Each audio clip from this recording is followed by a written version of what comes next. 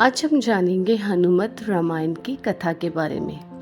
ऐसा माना जाता है कि प्रभु श्री राम की रावण के ऊपर विजय प्राप्त करने के पश्चात ईश्वर की आराधना के लिए हनुमान हिमालय पर चले गए थे।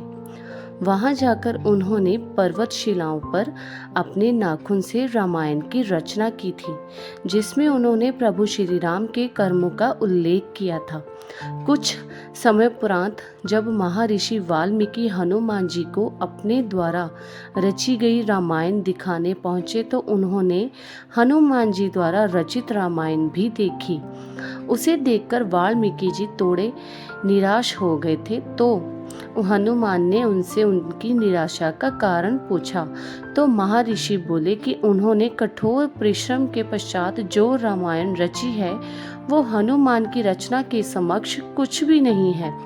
अंत आने वाले समय में उनकी रचना उपेक्षित रह जाएगी।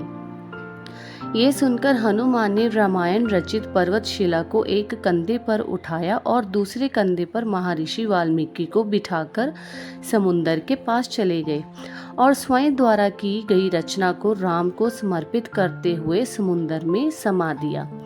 तभी से हनुमान द्वारा रची गई हनुमत रामायण उपलब्ध नहीं है।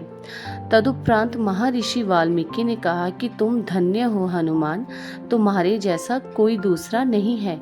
और साथ ही उन्होंने ये भी कहा कि वो हनुमान की महिमा का गुणगान करने के लिए एक जन्म और लेंगे। इस बात को उन्होंने अपनी रचना के अंत में कहा भी है।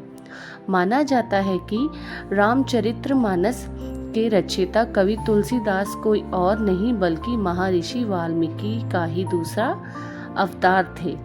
महाकवि तुलसीदास के समय में ही एक पटलिका को समुंदर के किनारे पाया गया, जिसे कि एक सार्वजनिक स्थल पर टांग दिया गया था ताकि विद्यार्थी उस गुड़लिपि को पढ़कर उसका अर्थ निकाल सकें।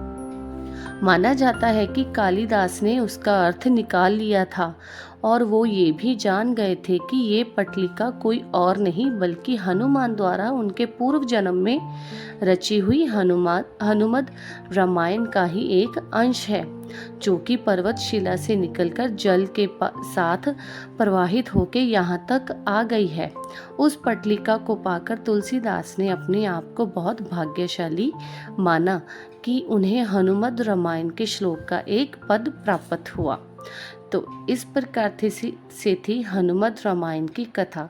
वीडियो अगर पसंद आई तो वीडियो को लाइक, शेयर और कमेंट करके ज़रूर बताइएगा। और आने वाली नई पुरानी कथा को जानने के लिए आपके अपने चैनल अटल पुरानी कथा को सब्सक्राइब ज़रूर कर दीजिएगा।